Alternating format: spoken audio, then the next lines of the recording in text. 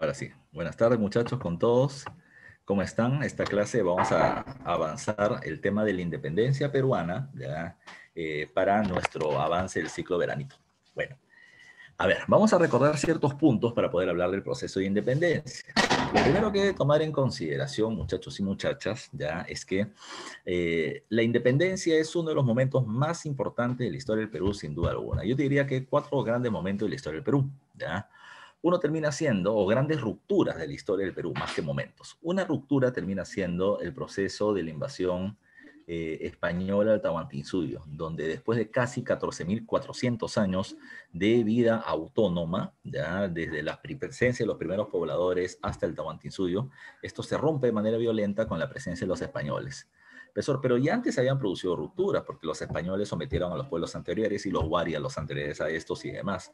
Sí, pero lo que pasa es que la presencia española genera un cambio con respecto al idioma, con respecto a la religión, con respecto a las técnicas de cultivo, con respecto a las costumbres. En general, hay un cambio muy radical con la presencia española en ese territorio. Después de 300 años ya de casi dominio español, se produce otro momento de cambio. O sea, después de 300 años de habernos acostumbrados a un sistema, ahora ¡pra! Se habla de otro nuevo momento que termina siendo un gobierno sin dominio español o un proceso de independencia político-económica, que es lo que vamos a terminar observando en la clase de hoy. Profesor, ¿cuáles son los otros dos momentos de crisis dura? Lo vamos a ver también en clase.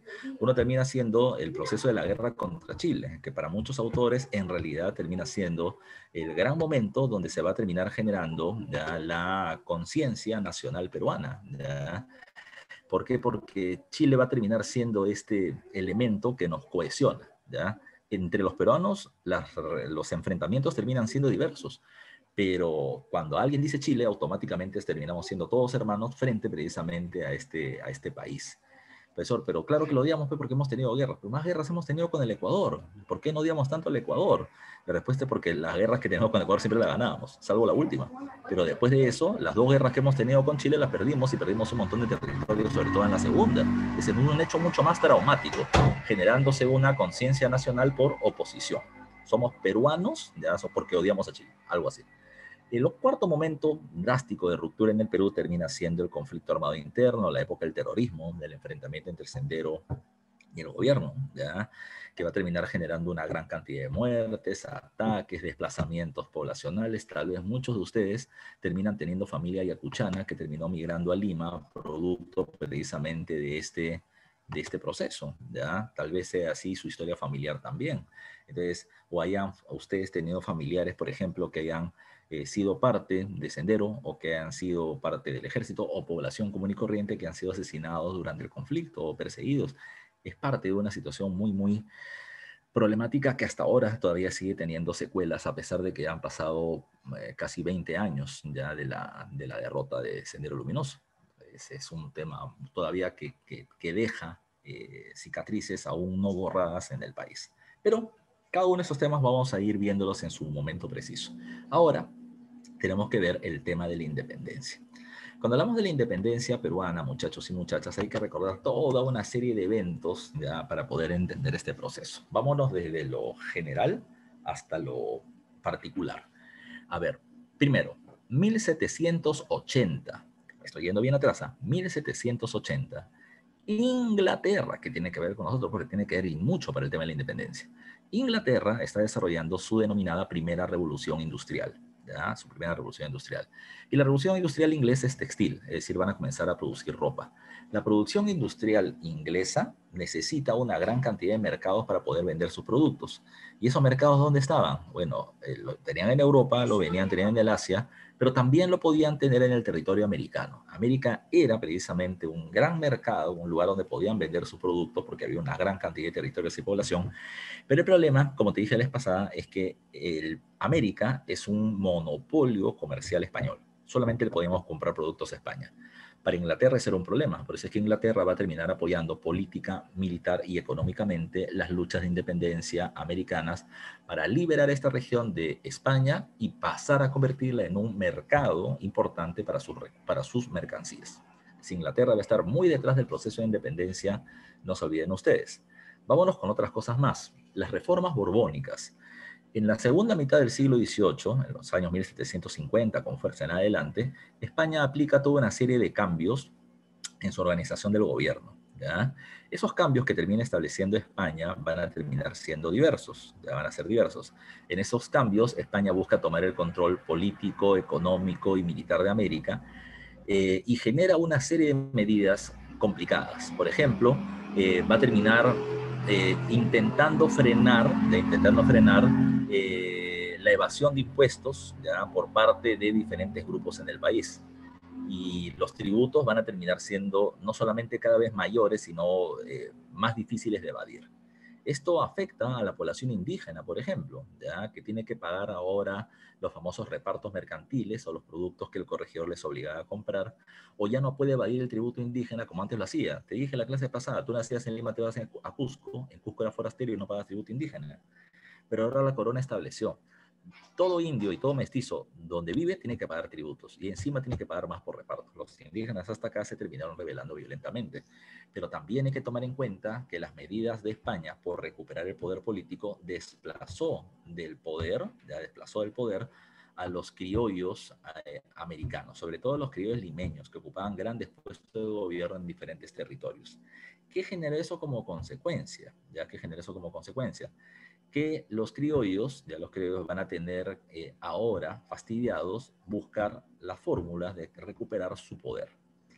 Eso terminó generando en la América criolla, dos respuestas. Por un lado, y escucha bien, porque eso lo vamos a ver al final con las preguntas, aparecen los llamados precursores. Los precursores terminan siendo los ideólogos, los intelectuales que plantean qué hacer ante estas medidas de España. Un grupo son los llamados precursores reformistas, quienes consideran que el poder tiene que estar en manos del rey, ya el poder tiene que seguir estando en manos del rey de España, pero se pueden terminar aplicando ciertas reformas o cambios para mejorar el gobierno. ¿Ya? Una frase ligada a ellas, como lo diría el mismo Tupac Amaru II, es viva el rey y muere el mal gobierno. Por ejemplo, entre los criollos tenemos a Hipólito Unanue, tenemos a Toribio Rodríguez de Mendoza o tenemos a José Baquiján y Carrillo, por ejemplo, entre los reformistas. Pero también están los precursores o los ideólogos separatistas, quienes consideraban de que deberíamos independizarnos de España. ¿Quiénes son estos? ¿Ya? ¿Quiénes son estos? Por un lado, terminamos teniendo entre los separatistas a el colombiano José Nariño, ya quien va a terminar difundiendo, por ejemplo, la Declaración de los Derechos del Hombre y del Ciudadano, documento de la Revolución Francesa que hablaba de la libertad, la igualdad y la fraternidad. O tenemos a Francisco de Miranda, venezolano, que terminaba planteando que deberíamos tener como modelo la independencia de los Estados Unidos que se liberó de Inglaterra, pero también terminamos teniendo importancia de Miranda porque él va a terminar publicando un texto importante. Texto que no lo escribió él. El texto lo terminó escribiendo un peruano llamado Juan Pablo Vizcarra Guzmán.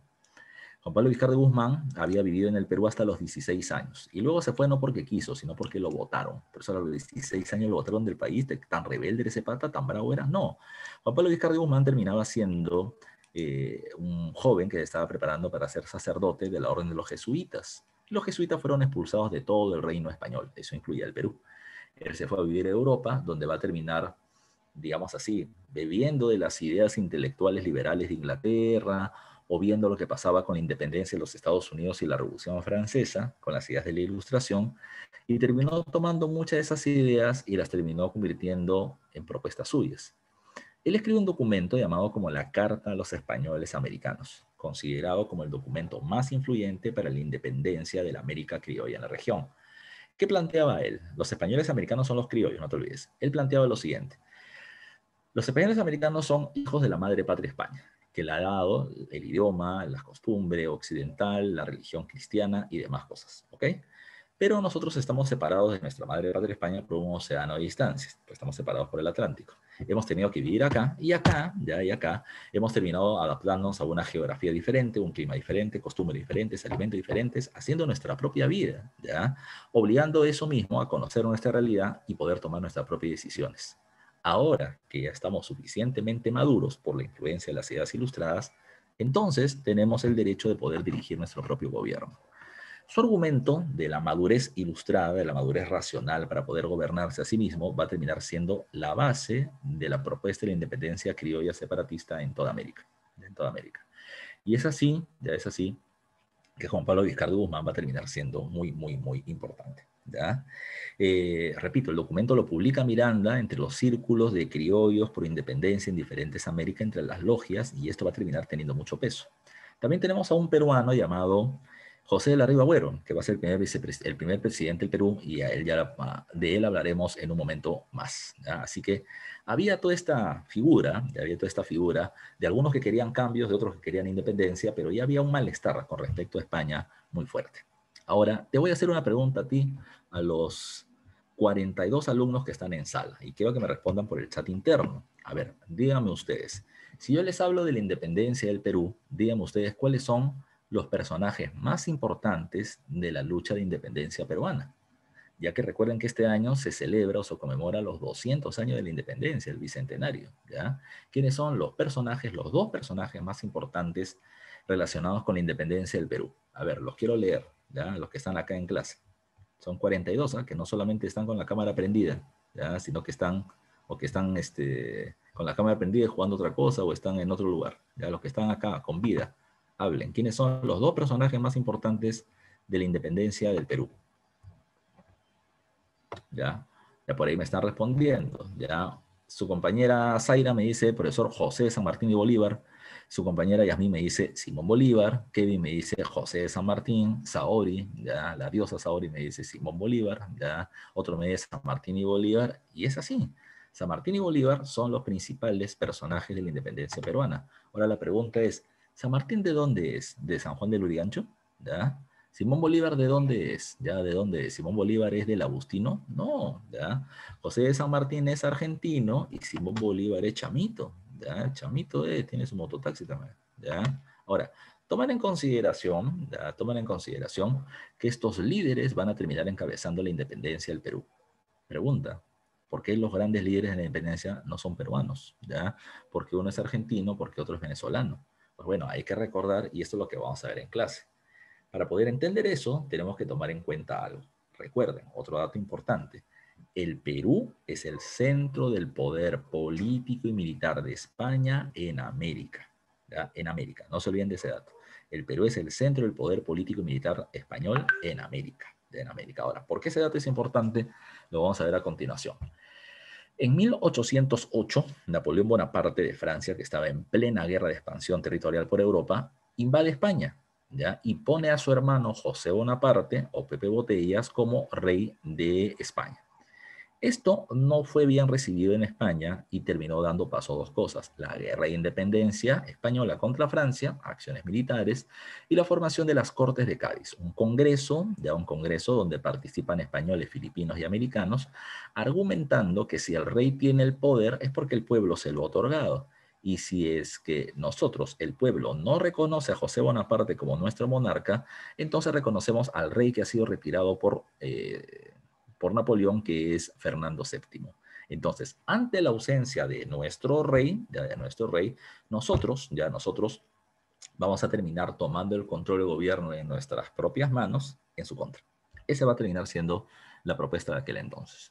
Entonces, recuerden, un dato importante en este proceso es que en América aparecieron reuniones llamadas con el nombre de las juntas de gobierno. Te explico qué es la Junta de Gobierno. En diferentes ciudades de América, ya, criollos, españoles americanos, ya, van a terminar reuniéndose en sus municipios o cabildos y van a terminar planteando lo siguiente, ya. Nosotros reconocemos a Fernando VII, el rey que ha sido secuestrado, como rey de España, no a José Bonaparte. Si Francia quiere invadir el territorio americano, nosotros vamos a terminar defendiendo ese territorio que reconoce solo a Fernando VII como rey. Bacán. A esos grupos se les conoce con el nombre de las juntas de gobierno. La primera junta nació en Chuquisaca, que hoy vendría a ser la ciudad de Sucre, en Bolivia. Luego aparece la junta de gobierno en La Paz, en Quito, en Santiago, en Montevideo, en Panamá, en Bogotá, en Buenos Aires, Argentina y demás, menos en el Perú, ¿ya? Al principio, el virrey de la época del Perú, llamado el virrey Abascal, veía con muy buenos ojos las juntas de gobierno, porque terminaban teniendo un discurso fidelista, leal a la corona española. Pero en esas mismas ciudades aparecieron pasquines, aparecieron documentos en donde se criticaba la autoridad del rey y se planteaba el proceso de independencia. Es así, ya es así, que ahora sucede lo siguiente, ya que ahora sucede lo siguiente. En estas juntas de gobierno, en estas juntas de gobierno se va a terminar produciendo, ya se va a terminar produciendo ideas a favor de la independencia. En esa junta de gobierno se va a producir ideas a favor de la independencia, piensa el virrey Abascal, y por eso es que ante la duda, si es que ellos quieren ser leales a España o en realidad se quieren separar de ella, decide atacar todas las juntas de gobierno, ¿ya? La única junta de gobierno, ¿ya? La única junta de gobierno que queda con vida después del ataque del virrey Abascal es la junta de gobierno de Buenos Aires, Argentina, del Río de la Plata. No porque ellos hayan tenido fuerza para poder derrotar a las fuerzas militares del Virreinato del Perú. Simplemente que ellos, simplemente que la Junta de Gobierno, la fuerza militar del Virrey Abascal, no pudo llegar hasta allá porque le faltó plata. Entonces, Argentina pensó esto. Si es que yo quiero mi independencia realmente con respecto a España, la acabo de conseguir, pero mi independencia aún es frágil, porque España me podría terminar atacando, ¿ya? O sea, desde el Perú me podrían terminar atacando.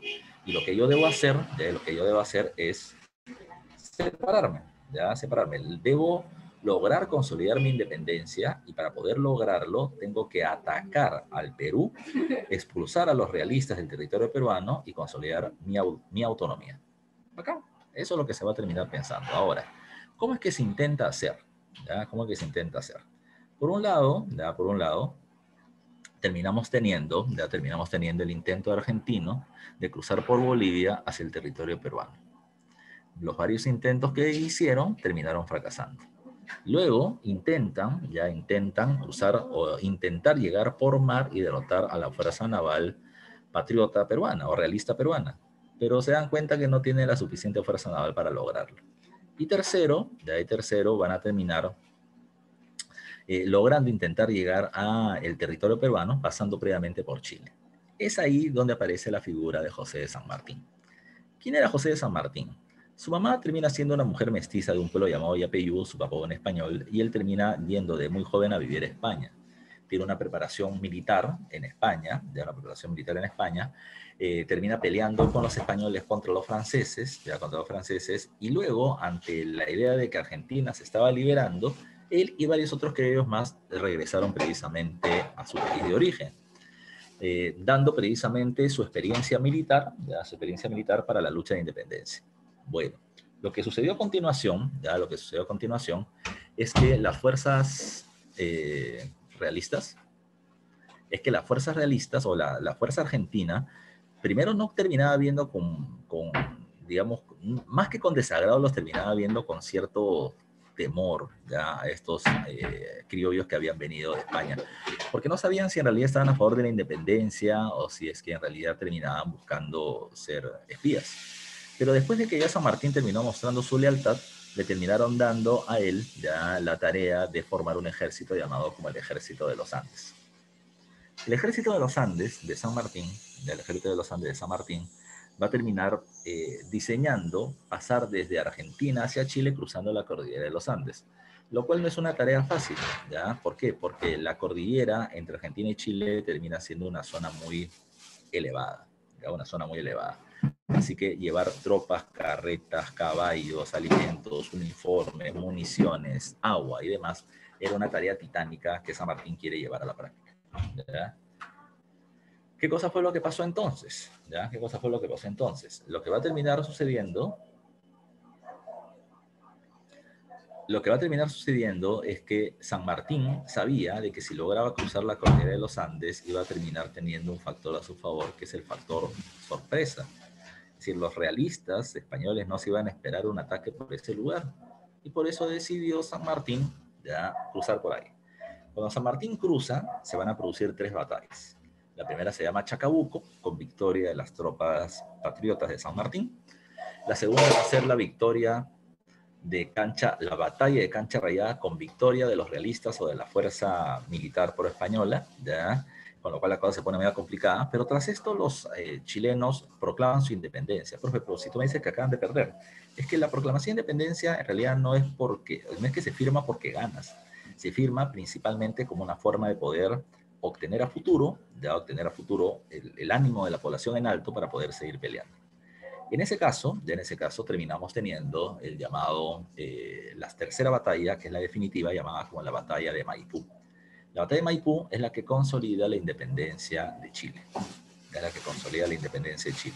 Y tras esto, los chilenos, agradecidos con San Martín por su libertad, le proponen que se quede como gobernante de ese país. Y San Martín les responde de una manera muy clara: sabes que Chile, tu independencia me importa poco, porque la independencia de Chile y la independencia de Argentina dependen de la independencia del Perú.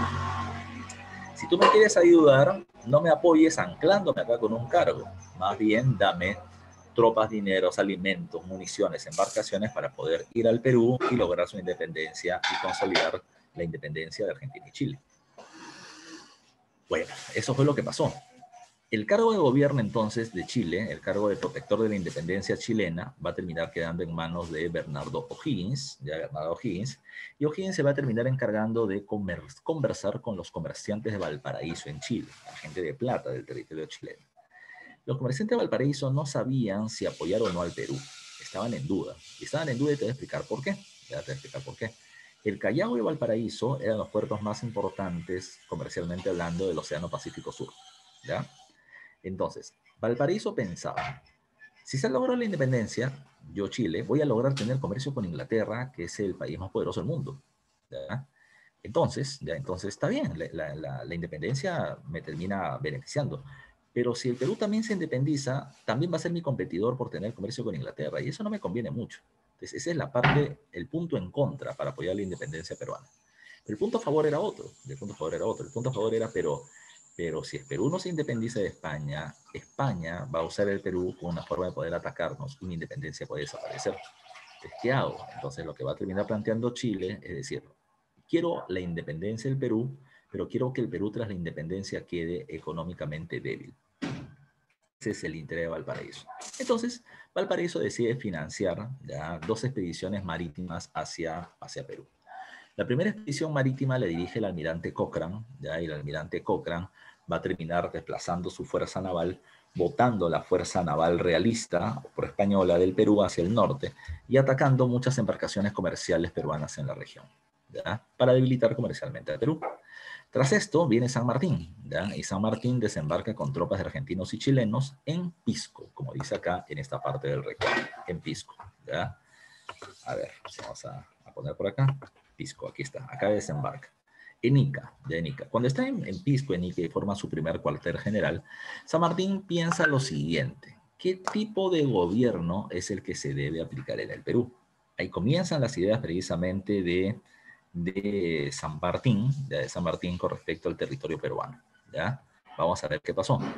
A ver, San Martín consideraba primero que el tipo de gobierno que debería haber en el Perú es el de una monarquía. Es decir, para él debería haber un rey en el Perú. ¿Por qué? Porque el Perú había sido tan leal a España, estaba tan acostumbrado a ser dirigido por un rey, que eso no iba a poder cambiar de la noche a la mañana. Entonces, estaba bien que haya un rey, pero no el rey de España, sino que hay un rey en el Perú. Pero ese rey no va a tener un poder absoluto, sino que su poder se va a ver limitado por la Constitución. Por eso habla de una monarquía constitucional. ¿Ok? Esa es la propuesta de San Martín. Punto uno. San Martín también planteaba esto: que la independencia peruana sea una independencia de tránsito pacífico. ¿Qué significa eso en castellano, profe? Significa de que San Martín no quiere que haya una guerra de independencia. ¿Y por qué no quiere una guerra de independencia? San Martín decía: el Perú ha sido un país política y económicamente estable por su gran dependencia de España y sus relaciones comerciales fluidas que han tenido. Ahora, si hay una guerra muy violenta para la lucha de independencia, la situación es que el Perú económicamente se va a poder ver muy golpeado. Las haciendas se convierten en campos de batalla, se pierden las relaciones comerciales con España, se afecta la minería y demás. Entonces, el Perú pasará de un país políticamente sometido a España, pero económicamente estable, después de una guerra violenta, a tener un gobierno económicamente en crisis, ya a pesar de su libertad. Entonces, la pregunta básica que yo les voy a hacer y que espero que me respondan en el chat es la siguiente: ¿Qué prefieres tú? ¿Ya? ¿Un país políticamente libre o una economía estable? ¿Ya? ¿Cuál de esas dos te resultan más importantes? ¿Tu libertad política o tu estabilidad económica? ¿Ya? A ver, respondan. Hay 43 en sala, hay dos respuestas. ¿Qué es para ti más importante? ¿La libertad política, ya, pero con crisis económica, o la estabilidad económica, no importa con el tipo de gobierno que haya? ¿Ya? ¿Cuál de las dos para ti te resulta más interesante? Me están respondiendo 4, lo demás no sé dónde están muertos. ¿Ya? Entonces, muchos responden economía estable, 2 responden libertad política, uno termina respondiendo economía estable. O sea, la mayoría se está yendo por una economía estable, y eso es lo que la gente en su mayoría va a pensar. O sea, no me interesa qué tipo de gobierno tenga, lo que yo quiero es tener plata en el bolsillo, alimento en la mesa, quiero tener mi medicina, quiero tener mi vacuna contra el COVID, eso es lo que quiero, ¿ya? Entonces, eso es lo que la gente va a terminar pensando también en ese momento. No la vacuna contra el COVID económicamente, pero lo que están pensando es la estabilidad económica. Entonces, San Martín pensaba esto. Si el Perú tiene una inestabilidad o una crisis económica, ¿ya? Entonces, ¿qué va a pasar? La independencia será vista como negativa y mucha gente va a querer regresar al virreinato. Y eso no es lo mejor, ¿ya? No es lo mejor. Por eso San Martín, pero San Martín decía, lo mejor que se puede hacer es que la independencia sea de tránsito pacífico, sin violencia, que se negocie con los nobles de Lima y Trujillo el apoyo a la libertad. Bacán, esa es su propuesta. Ahora, ¿qué va a suceder? ¿Qué va a suceder? Ahí viene la parte compleja. Que ahí viene la parte compleja. Lo que va a suceder a continuación, lo que va a suceder a continuación, es que San Martín, eh, también tiene un plan B, si lo queremos llamar así, un por si acasito, ¿no? Un guardadito. ¿Qué pasa si no se logra la independencia pacífica y negociada? Ya San Martín dirá, bueno, pues se tendrá que hacer la guerra, tendrá que haber guerra. Pero esta independencia o esta guerra se tendrá que hacer, dice él, como una guerra de blancos. Profesor, ¿qué debo entender por una guerra de blancos? Es que para San Martín habían dos grupos solamente en la sociedad. Estaban los realistas o los fidelistas, que eran leales a la corona española y que para él eran españoles, ¿ya? Y por otro lado estaban los patriotas, ¿ya? Los que estaban a favor de la independencia y que eran los criollos. Así de simple. Entonces, San Martín no quiere que participe en la lucha de independencia ni el indio, ni el negro, ni el mestizo, ni el mulato, ni el sambo, ni ninguno de ellos. Profesor, ¿por qué no? ¿San Martín racista? No, San Martín no es racista. Lo que San Martín no quiere es terminar haciendo promesas que no va a poder cumplir. Por ejemplo, en la guerra de independencia de Argentina, los criollos dirigentes le dicen a los indígenas, tomen las armas, enfrenten a los españoles y peleen por la libertad. Y yo te prometo eliminar el tributo indígena.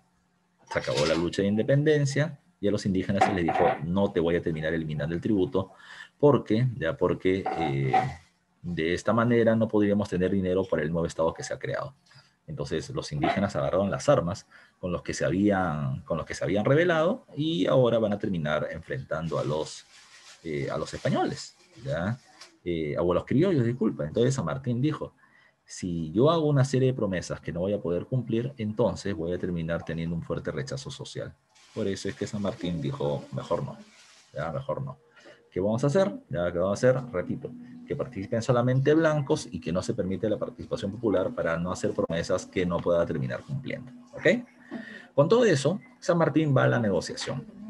Negocia con los nobles de Lima y Trujillo, ¿no? Hablándoles de una independencia pacífica y lo chotean. Lo chotean. Luego de eso, como lo chotean, San Martín se va a terminar reuniendo con los representantes, del virrey Pezuela, que era el virrey del Perú de aquel entonces. En la reunión en realidad debieron estar San Martín y el virrey, pero el virrey no fue temiendo un posible ataque de San Martín y San Martín tampoco fue temiendo un ataque del virrey Pezuela. En la reunión, llamada la Conferencia de Miraflores, los representantes de ambos plantearon sus propuestas.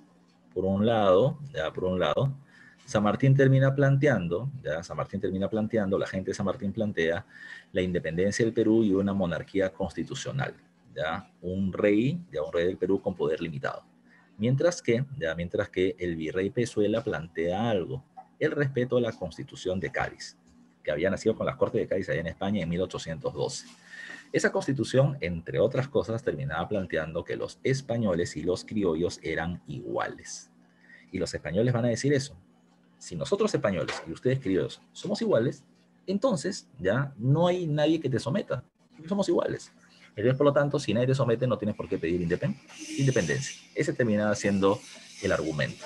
Bueno, como no se pusieron de acuerdo, entonces se va a terminar generando este problema. Al no ponerse de acuerdo, al no llegar a un acuerdo, se va a terminar ah, rompiendo la conferencia de Miraflores y San Martín pasa al plan B, acciones militares. ¿Qué va a hacer San Martín? San Martín envía a uno de sus oficiales más importantes, a Manuel Álvarez de Arenales, hacia la zona de la Sierra Central. ¿Por qué? ¿Ya? ¿Por qué? Las tropas realistas estaban divididas en dos bandos militares, uno en Lima y el otro en Cusco. ¿Ya? Uno en Lima y el otro en Cusco. ¿Ya? No te olvides tú. Ahora, tomen en consideración que ante eso el temor de San Martín, ¿cuál era? ¿Ya? El temor de San Martín era que si yo ataco desde Pisco, donde está mi cuartel general, a Lima, las tropas realistas del Cusco avanzarán por la sierra, llegarán a la Sierra Central, llegarán a Lima y unirán esfuerzos. Y será muy difícil vencerlos. Es mejor mantenerlos divididos. Así que Álvarez de Henares, ¿qué tenía que hacer? Tomar el control de la Sierra Central y bloquear el avance de las tropas realistas del Cusco. Ese era el plan. Bueno, ¿qué pasó? A Álvarez de Henares le terminan dando tropas de argentinos y chilenos. ¿Ya? Argentinos y chilenos. ¿Ya? Pero Álvarez de Henares va a terminar encontrando resistencia. ¿Ya? ¿Por qué? ¿Ya? ¿Por qué? Uno, porque no aguantaban el soroche. Dos, porque no era su país y no tenían por qué arriesgar su vida en esto. Y muchos de ellos comenzaron a desertar. Se comenzaron a ir. Ya se comenzaron a ir. Y Álvarez de Henares tenía solamente dos opciones. ¿Ya? O peleaba con las pocas tropas que tenía y lo más probable es que pierda. ¿Ya? O, número dos, continuó peleando, pero necesito más gente. Así que Álvarez de Henares va a decir, bueno, vamos por la segunda. ¿Quién vive acá? Indígenas. Dijeron, indios, peleen por su independencia, que es la independencia del Perú, ¿ya? Y la libertad los terminará llevando al desarrollo. Y los indígenas van a decir, sí, ya compadre, ¿y yo qué gano con eso? ¿Ya? ¿Yo qué gano con eso? Lo que van a decir los indígenas, o lo que le va a decir Álvarez de Henares es, ya, a ver, dime, ¿qué cosa es lo que no te gusta a ti?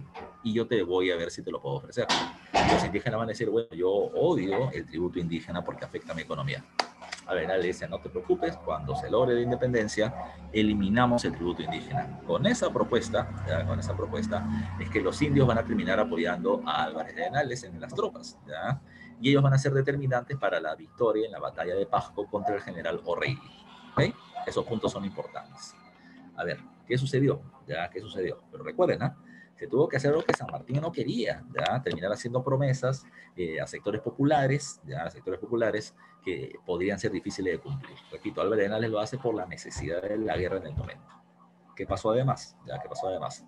Tras esta victoria en la Sierra Central, aparecen también las acciones del almirante Cochrane, chileno de procedencia británica, que toma el puerto del Callao.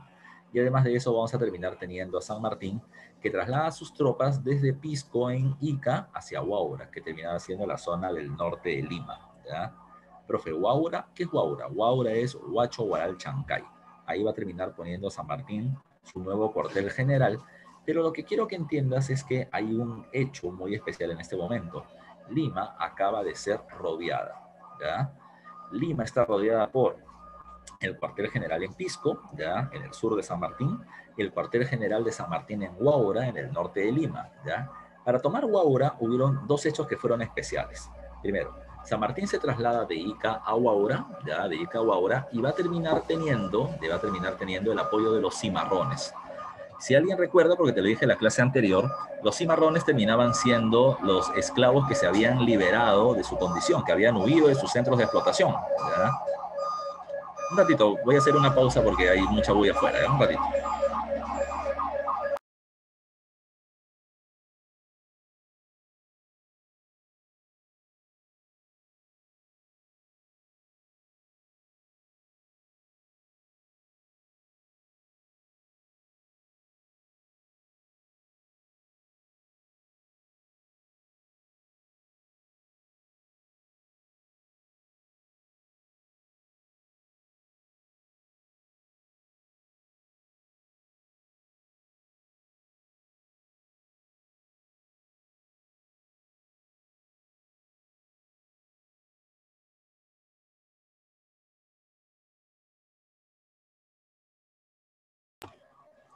A ver, sigamos muchachos, ya para la bulla. A ver, te decía. Eh, José de San Martín va a terminar estableciendo esta esta situación, ¿ya? Te decía, para Huaura, ¿con quién va San Martín? Como había estado en Ica, los cimarrones, que terminaban siendo los esclavos que se habían escapado, ¿ya? Se van con él porque San Martín les propone darles la libertad. Pero además, estando peleando en Huaura, hay un segundo evento muy importante para San Martín.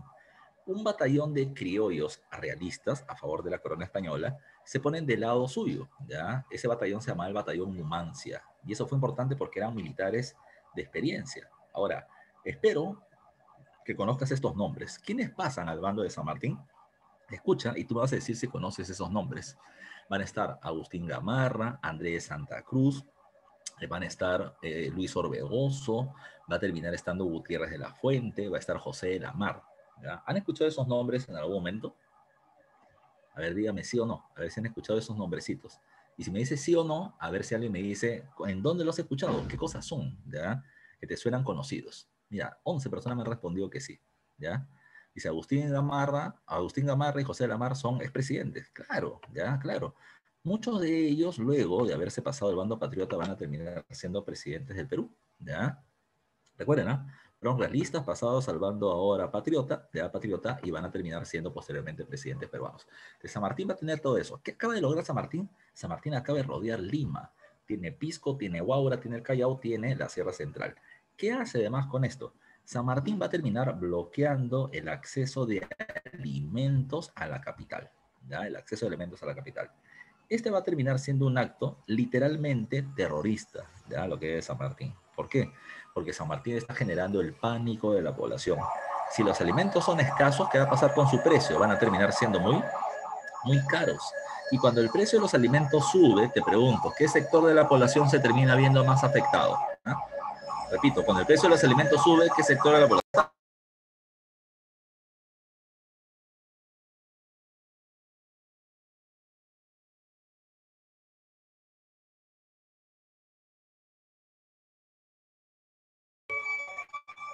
Como muy bien dice su compañero Kevin, ya, el sector más afectado no son los comerciantes, el sector más afectado es el pueblo. ¿Por qué? Porque los precios de los alimentos suben y la gente no va a poder comprar. Claro, el comerciante también, porque no va a poder vender porque los productos están muy caros. Pero el pueblo se va a terminar viendo muy afectado. Imagínate que tú te levantes el día de mañana con la noticia de que un kilo de arroz, el más baratito, cuesta 10 soles kilo, el kilo de pollo 25 soles, una lata de atún 15 soles, un kilo de carne 80 soles, de 80 soles, un kilo de avena para hacer cuáquer te cuesta 25 soles. Pregunta, ¿a quién le echa la culpa? ¿Quién tendría la culpa de que los precios de los alimentos estén tan caros? ¿A quién le echarías la culpa tú? ¿A quién le echaría la culpa a tu familia? ¿Qué dices tú? ¿Ya? ¿Cuál sería la primera reacción de la población? ¿A quién se culparía por esta elevación de precios tan drásticos? A ver, piensa, dame tu respuesta. ¿Ya? Hay dos respuestas hasta el momento. Quiero más, quiero más. ¿Ya? ¿Qué me dicen? ¿A quién se le echaría la culpa de una situación como esa? Y la respuesta sería al presidente, ¿ve? Al gobierno, ¿ya? Pregunta, ¿acaso Sagasti vende panes? ¿Él acaso vende pollos? ¿Ya? La gente se le va a echar la culpa directamente al presidente. San Martín hizo esto, repito, no de casualidad. San Martín lo hizo sabiendo los resultados que iban a haber. San Martín hace todo este bloqueo para que la gente le eche la culpa al gobierno. ¿Quién era el gobernante de la época? El gobernante de la época era este pato de acá, que era el virrey Pezuela. San Martín quiere indisponer al pueblo contra el gobierno, ¿ya? Contra el gobierno. ¿Para qué lo está buscando hacer? ¿Ya? ¿Para qué lo está buscando hacer? Para de esa manera el pueblo rechace al virrey y al virreinato y vean a San Martín como una solución y no como un agresor. San Martín hace rato pudo haber ingresado a Lima, hace rato lo pudo haber hecho, pudo haber atacado directamente la ciudad, pero si él entraba iba a ser visto, repito, como un agresor, ¿ya? Pero él ahora iba a terminar siendo visto como un libertador, como alguien que resuelve el problema. Bueno, la medida de San Martín tuvo relativo éxito, ¿ya? Relativo éxito. Digo relativo éxito, ¿por qué? ¿Ya? A ver, ¿ya? Claro. Va a ser relativo éxito, ¿por qué? Porque no terminó logrando que el pueblo se levante contra el virrey, pero sí terminó sucediendo algo. Los oficiales realistas, ya los oficiales españoles, consideran que el virrey Pezuela es un inepto, que no está logrando conseguir derrotar a San Martín, y por lo tanto hay que sacarlo de una vez del camino, ¿ya? Los oficiales van a terminar dando un golpe de estado llamado con el nombre del motín de Asnapuquio, votan al virrey Pezuela y escogen como nuevo virrey del Perú a José de la Serna. ¿ya? José de la Serna. José de la Serna, ¿ya? José de la Serna, cuando es reconocido como gobernante, San Martín se emociona. Y San Martín se emociona, ¿por qué? Porque San Martín conocía a la Serna. Habían terminado peleando juntos en España contra Francia, ¿ya? Así que San Martín le pide a la Serna una reunión en algo que se llama como la conferencia de Punchauca, que está acá en la parte superior derecha. San Martín le ofrece a la Serna formar un gobierno momentáneo, formar una monarquía, o sea, formar una monarquía constitucional con un príncipe español como rey del Perú y que momentáneamente el gobierno se quede con una regencia de 3 personas encabezada por José de la Serna. ¿Ya? Esa fue su propuesta. ¿Cuál fue la respuesta de la Serna? Déjame pensarlo, ¿ya? Déjame pensarlo. Pero en ese déjame pensarlo lo terminó dejando en visto y punto. No terminó apoyando la propuesta de San Martín. ¿Qué pasó a continuación? Cuando la Serna se va de esta reunión y llega a Lima, se termina encontrando con una Lima complicada. ¿Ya? ¿Cuál es la Lima complicada? Uno, la población limeña protestando en las calles por la falta de alimentos. ¿Ya? Dos, los indígenas de la Sierra Central que habían apoyado a Álvarez de Arenales y los negros que habían apoyado a San Martín en Guaura van a reclamarle a San Martín dónde está la eliminación del tributo y la abolición de la esclavitud que me habías terminado prometiendo. San Martín le responde a ambos, yo los quiero terminar ayudando, pero tengo un problema. Para poder yo darles esto, yo tengo que tomar el control de Lima. Cuando lo tenga, voy a terminar dándole lo que les he prometido. Entonces, San Martín lo que hizo fue indirectamente decirles, ataquen Lima. Si ustedes atacan Lima, yo voy a poder darles el derecho que les he terminado prometiendo. Así que ese fue el otro problema. Lima no solamente venía teniendo la protesta de la población, de la población limeña por falta de alimentos, sino también la movilización de indígenas y de población afro, de negros, viniendo hacia la capital. El virrey La Serna se da cuenta de algo, no solamente están las protestas, si no hay alimentos para el pueblo, tampoco hay alimentos para mi tropa, y mi tropa en cualquier momento se puede terminar poniendo en mi contra. Por eso es que La Serna dijo, vaya, acá en Lima ya fue, me voy de Lima, ya me voy de Lima. ¿Me voy a dónde? Me voy hacia la zona de la Sierra Central, a Cusco, me voy a Cusco. Ahí hay gente, hay alimentos que me pueden terminar sosteniendo en la guerra. Así que por lo tanto me quito, ya me quito. Bueno, ya bueno. Lo que va a terminar pasando, ya lo que va a terminar pasando a continuación es esto. Cuando la Serna se va, no se va solo, se va él, se va el ejército, se van muchos nobles ya de la ciudad de Lima temerosos de lo que está pasando. Y en Lima ni el alcalde estaba, en Lima solamente estaba la junta de nobles, de las familias nobles de Lima, intentando resolver el caso. Y dijeron, sin las tropas de la Serna, ¿qué hacemos ahora? Así que la respuesta fue San Martín. San Martín puede solucionar el caso. Así que le pidieron a San Martín que venga a Lima a solucionar este problema. Mira tú, San Martín no tuvo que disparar ni una sola bala para poder ingresar a Lima, porque es más, los limeños le pidieron que por favor a San Martín resuelva el problema. ¿Ya? Ese va a terminar siendo un caso en particular para este momento. ¿Ok? Ahora, ¿qué más vamos a tomar en consideración? ¿Ya? ¿Qué más vamos a tomar en consideración? José de San Martín, ya José de San Martín, llega a Lima el día 13 de julio de 1821, recibido precisamente, él llega a caballo con sus tropas, recibido por parte de la población, tiene una reunión con los nobles de Lima, ya tiene una reunión con los nobles de Lima, y va a terminar planteándoles esto. Yo nunca quise atacarlos, por eso es que nunca he terminado disparando ni una sola bala sobre Lima, ¿ya? Ustedes me han visto como alguien malo, pero al contrario termino siendo alguien que busca su desarrollo, ¿ya? ¿Qué pasó a continuación? ¿Ya? ¿Qué pasó a continuación? Le dijo, díganme ustedes qué cosa es lo que no quieren que haga y no lo haré. Lo haré. Así que los nobles le dijeron, San Martín, dos cosas, por favor. No me quites mis tierras y segundo, no me quites a mis esclavos, ¿ya? Mi mano de obra. Y San Martín le dijo, perfecto, ya, si no quieren eso no lo voy a hacer, no tiene por qué tenerme miedo. Así que se produce, ya se produce el día 13 esa conversación, 2 días después, el día 15, se termina firmando el acta de la independencia del Perú en la Catedral de Lima, ¿ya? Y tomen en cuenta que en ese acuerdo se plantea, repito, nuestra libertad.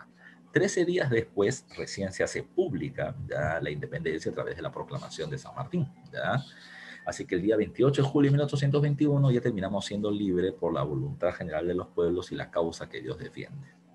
Esa misma noche, San Martín termina celebrando la independencia en una reunión en Palacio de Gobierno, donde se toma chicha de jora y se termina comiendo causa limeña, que San Martín está obsesionado con la causa, ¿ya?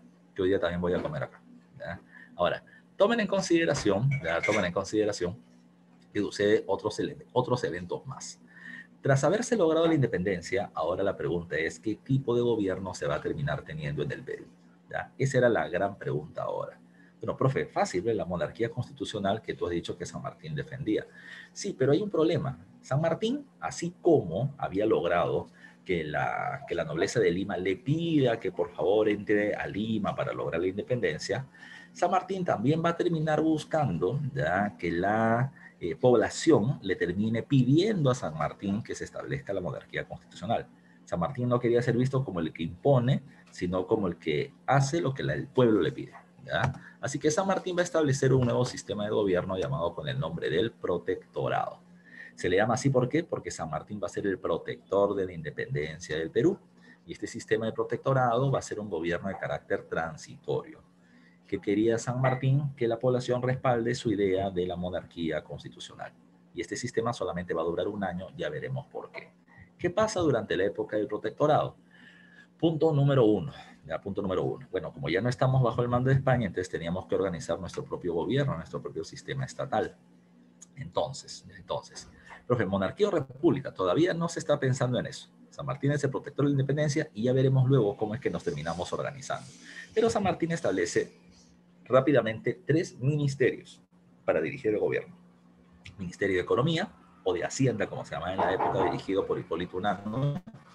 El otro va a terminar siendo el Ministerio de Guerra y Marina, dirigido por parte de Bernardo Monteagudo.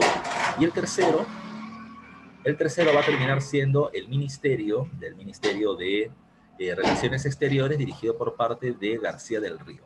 ¿Ya? Esos son los 3 ministerios que se van a terminar estableciendo. ¿Ok? ¿Ya? Esos son los 3 ministerios. Ahora.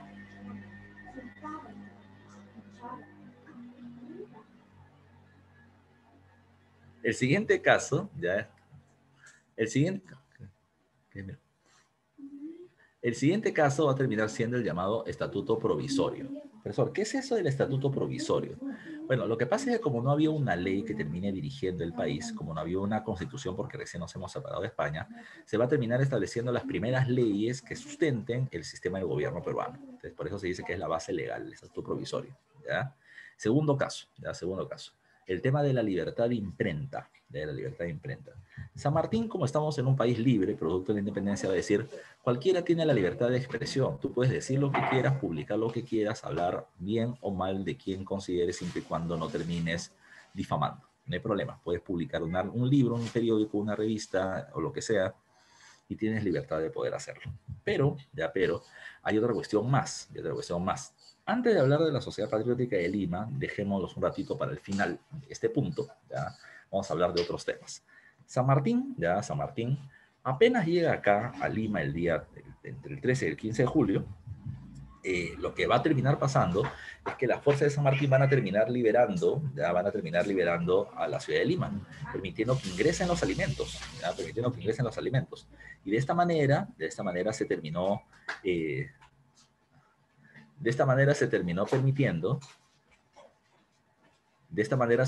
permitiendo de que la gente observe o tenga o genere una relación entre la libertad y los alimentos. Bacán. Punto para San Martín.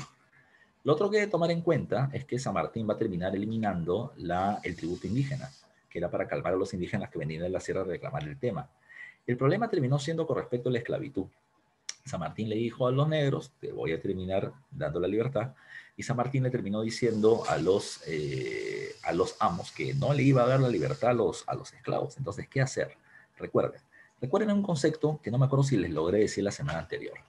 Recuerden que el esclavo es esclavo no porque sea negro, no porque sea afrodescendiente, sino que el concepto terminaba siendo que el esclavo es esclavo porque tiene sangre esclava. Y esto se transmite de generación en generación, de padres a hijos. Entonces, lo que va a decir San Martín es esto. A partir del 28 de julio de 1821, el esclavo seguirá teniendo sangre esclava, pero el vientre materno va a terminar estando libre de sangre esclava. Por tanto, todo aquel que nazca de un vientre de sangre libre, entonces nacerá con libertad. Por eso es que los hijos de los esclavos nacidos a partir del 28 de julio de 1821 nacerán libres. hay un problema. El problema termina siendo el estatuto provisorio. El estatuto provisorio, entre sus diversas leyes, terminaba planteando una ley a la cual la inmensa mayoría de ustedes todavía están sujetos, llamado con el nombre de la Ley de Patria Potestad. ¿Qué dice la Ley de Patria Potestad? ¿Ya? ¿Qué dice la Ley de Patria Potestad? La Ley de Patria Potestad termina mencionando que, ¿ya? Termina mencionando que si el hijo, ¿ya? Si, o sea, a ver, que los hijos se terminan encontrando bajo el cuidado de sus padres hasta que estos obtengan su libertad. No se olviden, ¿ah? El hijo se encuentra bajo el cuidado de sus padres, ¿ya? Hasta que estos obtengan su mayoría de edad, ¿ya? Y desde este momento podrán ser libres, dentro de 21 años todavía. Y ahí venía el problema, pues, ahí venía el problema. ¿Por qué? Porque el esclavo no gana un sueldo por su trabajo. Él vive de los alimentos del lugar del que le da el amo, del lugar que le da el amo para que duerma y de la ropa que le pueda dar para que trabaje. Entonces, si yo no tengo nada siendo esclavo, ¿cómo puedo terminar manteniendo a mis hijos? Ahí es donde venía el inconveniente. Y ante esa situación, se va a terminar planteando esto. Los amos le van a decir a los esclavos, le van a decir, mira, yo te quiero mucho, para demostrarte que yo te quiero mucho, entonces yo voy a terminar alimentando y vistiendo y dándole un lugar donde dormir a tus hijos también. Pero claro, tienes que pensar que todo eso me cuesta, ya me cuesta. Tú no me puedes pagar porque tú ya eres mi esclavo y vas a tener que trabajar para mí, de todas maneras. Pero, como eso me cuesta, entonces yo voy a pedir que tu hijo no trabaje para mí porque no es mi esclavo, pero sí que haga algunas tareas a mi favor, ¿ya? Para terminar compensando los gastos que vengo haciendo. O sea, es la misma situación. Teóricamente no es esclavo, pero en la práctica lo va a hacer hasta que obtenga la mayoría de edad. Así que por mucho más tiempo se mantiene la mano de obra esclava en favor de los amos. ¿Ya? Siguiente dato, ¿ya? Siguiente dato. Se va a terminar creando la Biblioteca Nacional, que a la vez también terminará siendo el archivo, ¿ya? Y se va a terminar creando el himno nacional y la primera bandera del Perú. ¿Ya?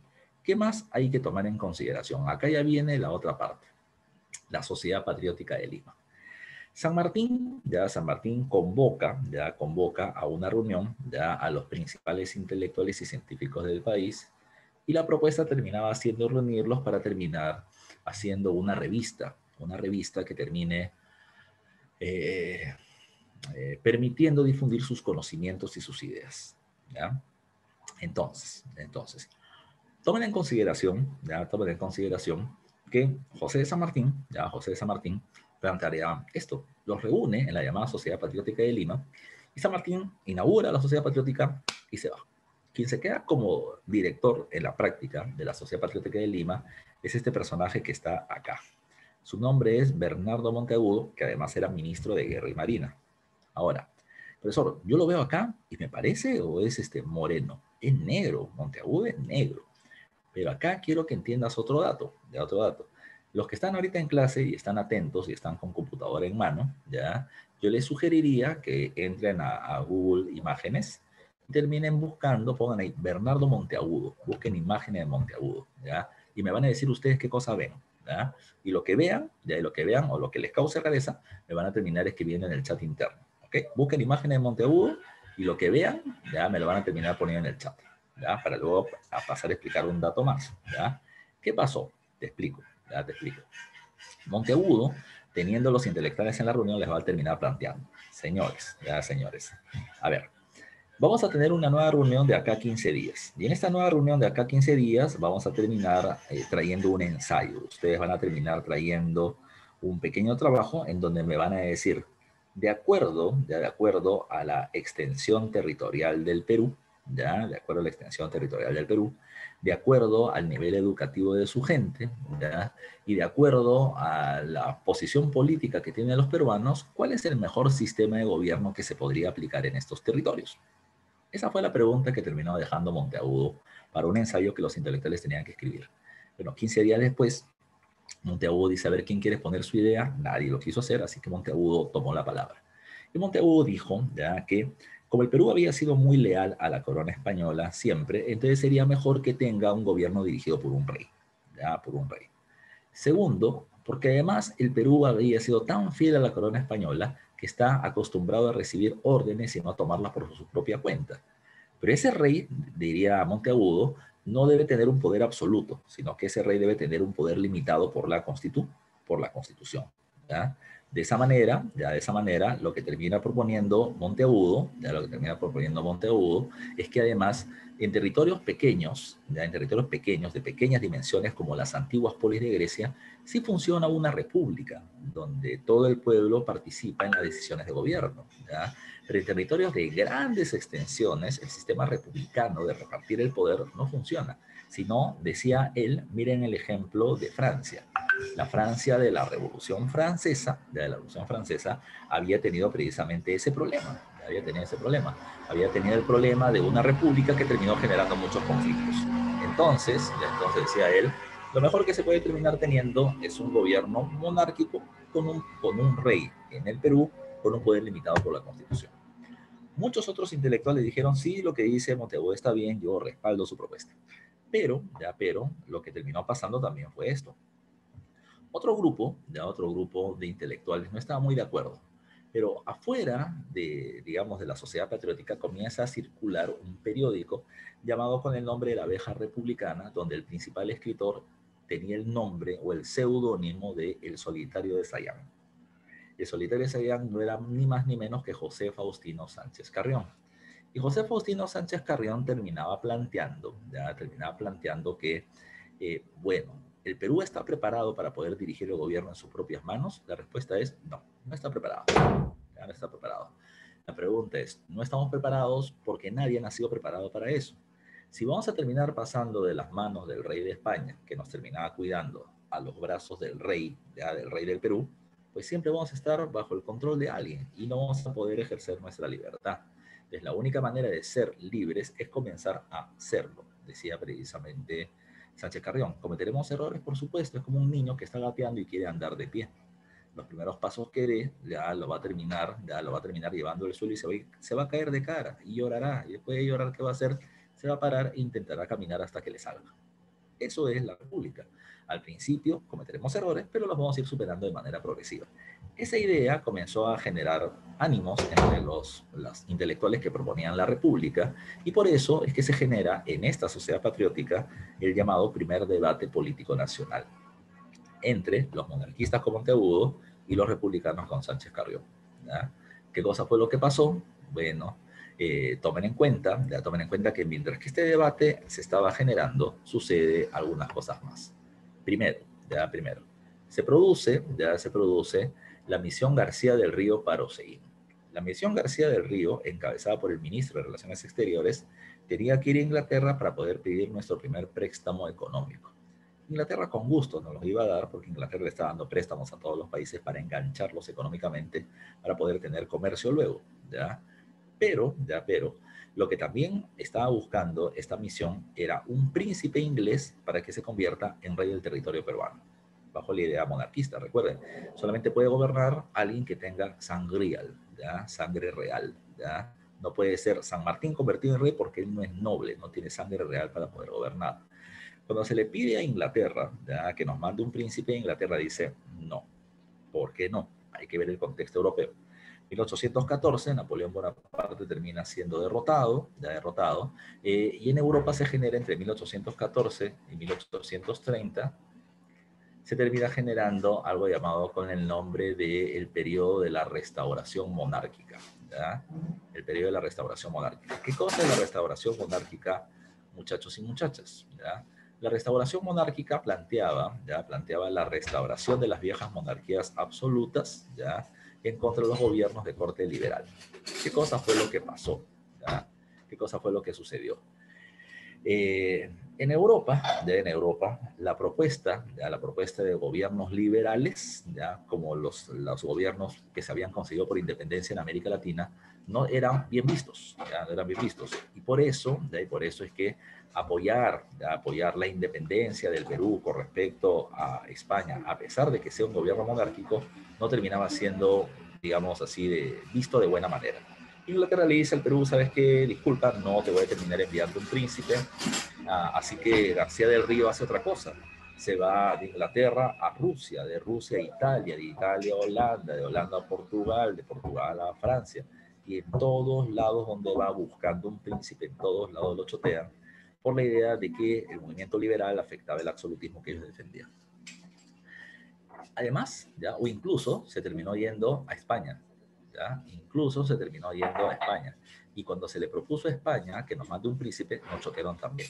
Ese terminó siendo un punto importante, porque en la Sociedad Patriótica de Lima la gente comenzó a discutir, ¿ya?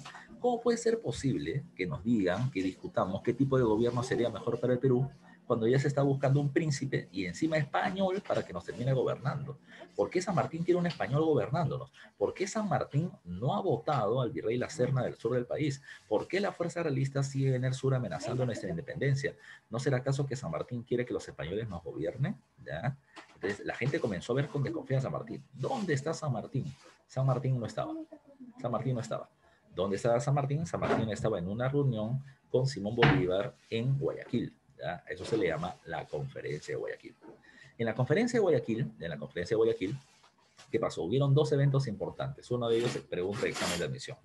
San Martín le cede al territorio dirigido por Simón Bolívar, llamado la Gran Colombia, le termina cediendo el territorio de Guayaquil. ¿Ya? No se olviden de eso.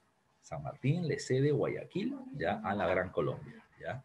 Y por otro lado, recuerden que se establece un segundo punto importante. Bolívar, ¿ya? Bolívar le va a terminar diciendo a San Martín que había fracasado, ¿ya? Que el hecho que las tropas realistas todavía se encuentren en el sur del Perú era una amenaza para la independencia de toda la región, de toda la región. Y por lo tanto, Bolívar le decía a San Martín, yo voy a entrar a resolver el problema, ¿ya? Yo voy a entrar al Perú y cuando yo entre no te quiero ver, ¿ya? Lo que San Martín le dice es, no, pues papi, pero si podemos pelear juntos, ¿ya? Y Bolívar le dice, no, compadre, tú libertador y yo libertador nos opacamos, dos soles no pueden venir en el mismo cielo, te me vas, no te quiero ver ahí. Bueno, San Martín sale de esa reunión pensando que la vida no vale nada, Bolívar no me ama, ¿ya? Así que cuando viene San Martín a Lima, se encuentra con un tema peor, ¿ya? No solamente Bolívar lo ha choteado, sino que además, en Lima lo acusan de traidor a San Martín por querer traer un príncipe español. San Martín, que estaba molesto, dijo, ¿sabes qué? Tan loco ustedes. Ustedes me dicen traidor después de haber dado su independencia. Me voy, ¿quiere que me vayas? Me voy, ¿ya? Pero antes de irme voy a terminar estableciendo, ¿ya? Una constitución, un congreso en favor del Perú para que ellos mismos organicen su gobierno. Así fue. Antes de seguir avanzando, por acá él me respondió. Mira, acá me responde Ailín Coraima, que es la única que me ha hecho caso. Profe, hay fotos diferentes de Bernardo Monteagudo. Nadie más ha buscado. ¿Ya? Miren ustedes. Su compañera, ya, que dice, profe, hay fotos donde él sale blanco. ¿Ya? Y esa es la cuestión precisamente que cosa que quiero que entiendan. Profesor, ¿Monteagudo era blanco o era negro? Era negro. ¿Ya? Yo soy rubio, supuesto. ¿Ya? Era negro. Ya era negro. ¿Ya? Pero hay que tomar en cuenta que eso terminaba teniendo una razón de ser. Lo que pasa es que, y no solamente con Monteagudo, sino con varios de los gobernantes que el Perú va a terminar teniendo, se establece esta imagen. Los presidentes y los héroes nacionales, si tú te das cuenta, toditos terminan siendo blancos, toditos. A pesar que no todos lo son. Monteagudo era negro. Santa Cruz, si tú ves sus imágenes, Santa Cruz era cholo, ¿verdad? Pero lo pintan blanco. La pregunta es por qué. Porque se quería tener ese imaginario entre la sociedad de que los blancos gobiernan, los blancos son los líderes. Tú indígena ni creas que vas a terminar yendo al gobierno, tú negro menos. Por eso es que a quien no era blanco lo blanquean, ya lo blanquean. No le echan lejía para blanquearlo, por si acaso, sino que los terminan pintando como blancos para que se tenga esa imagen entre la población de que quien gobierna siempre serán los blancos, ¿ya? Por si acaso, ¿ya? Para quien se dieron el trabajo de terminar viendo esos cuadritos. Ahora, ¿qué va a pasar a continuación? Ya, ¿qué va a pasar a continuación? San Martín forma el primer congreso y San Martín se retira del Perú. ¿A dónde se fue San Martín, profe? San Martín se fue a vivir a Argentina y después de algunos años se fue a vivir a Bélgica, donde el gobierno peruano le terminó dando una manutención de por vida, ¿ya? Años después, por ejemplo, San Martín le va a escribir a Ramón Castilla, le va a decir, ¿sabes qué? La plata que me están enviando no me es suficiente, ¿ya? Así que no sé, pues si me pueden enviar un poco más, estamos en plena época de prosperidad falaz. Castilla le dice, papi, no te preocupes, ahí te envío un montón más de plata, ¿ya? Todo tranquilo, ¿ok? Eso sucedió. Ahora, ¿qué pasó acá? El primer congreso peruano va a ser un congreso de corte constituyente. En concepto, su objetivo es hacer una constitución.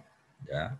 Ahora, la constitución, ya la constitución que ellos van a redactar, se va a terminar estableciendo en el año de 1823. Ahí se forma la primera constitución peruana y esa constitución tenía que establecer el sistema de gobierno para el Perú, ¿ya? ¿Qué sistema de gobierno se va a terminar imponiendo? Se establece como sistema la república. Es lógico, la gente ya no quería la monarquía, pues se acusaban a San Martín de traidor, ¿ya? Porque traer un príncipe para que sea rey, lógico que no va a terminar estableciéndose la monarquía. Ahora, cuando hablamos de la república, recuerden que una república tiene dos características que son básicas. La primera es que en una república no hay rey. Y lo segundo es que en la república el poder del Estado se divide en tres: poder ejecutivo, poder legislativo y poder judicial. ¿Ok? No se olvides de estos. Ahora, otro dato más. Cuando se forma este primer Congreso peruano, ¿ya? Que tiene menos de 60 congresistas, la mayoría, como dice acá abajo, ¿ya? En esta parte inferior de la derecha, la mayoría de los congresistas eran abogados y sacerdotes. Por lógica, tenían que haber abogados porque si iba a ser una constitución se necesitaba hombre de leyes. Pero además de eso, ¿por qué se necesitaba sacerdotes? Porque ellos eran, la iglesia era la única institución presente en todas partes del país, ¿ya? Así que se necesitaba religiosos, ya religiosos como representantes del pueblo. Cuando se forma la República, ¿ya? Cuando se forma la República tiene tres poderes: judicial, legislativo y ejecutivo. El poder judicial se lo agarran los abogados, porque son temas de leyes. El poder legislativo lo va a terminar tomando la iglesia, porque el presidente del Congreso terminaba siendo Luna Pizarro. Ahora el problema era quién escoge al ejecutivo, al presidente de la República. Bueno, acá habían otros tres grupos, además de los abogados y los sacerdotes. Aquí está los nobles, los militares y los comerciantes. Ellos tenían que escoger a un presidente, pero cada uno de ellos quiso terminar teniendo a su representante como gobernante y al final establecieron un acuerdo llamado como la Junta Gubernativa o el Triunvirato. Cada uno de ellos va a nombrar un representante y habrá un gobierno de A3, ¿ya? ¿Quiénes van a ser? Salazar y Baquíjano, que era noble; Alvarado, que terminan siendo de los comerciantes; y Lamar, que terminan siendo de los militares.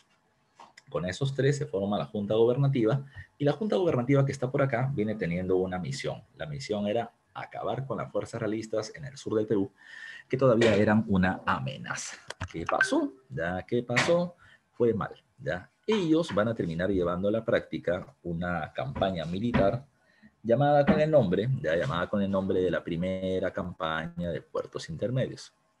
¿Qué es eso, profe? ¿Ya? Mira, los puertos más importantes que venía teniendo el Perú eran tres: Paita en el norte, Callao en el centro, Arica en el sur. Entonces, entre los puertos grandes habían puertos pequeños llamados intermedios. La campaña de puertos intermedios, ¿qué cosa es lo que proponía? Que se lleven muchas embarcaciones, que se desembarquen tropas en estos pequeños puertos intermedios y se haga un ataque sincronizado hacia las fuerzas realistas que están en el sur del país. Y que de la misma manera, mientras que se hacía ese ataque de la costa a la sierra, desde la zona de Argentina se envió una tropa de apoyo y se le termine dando el golpe final. Ese terminaba siendo el plan. ¿Funcionó o no funcionó? Y la respuesta es: no funcionó, ¿ya? ¿Y sabe por qué no funcionó?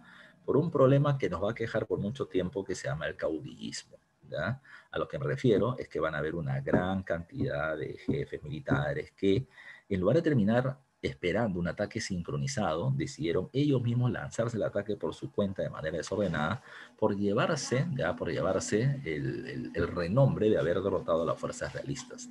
Y ese va a terminar siendo el gran problema de la época. Se atacó desarticuladamente un día antes de lo previsto, los realistas pudieron derrotar a cada uno de estos ataques y los argentinos llegaron un día después, o sea, en el día que debían llegar, y también terminaron siendo derrotados. Un caos. Después de este ataque fracasado, ¿qué va a suceder? Lo que va a terminar pasando,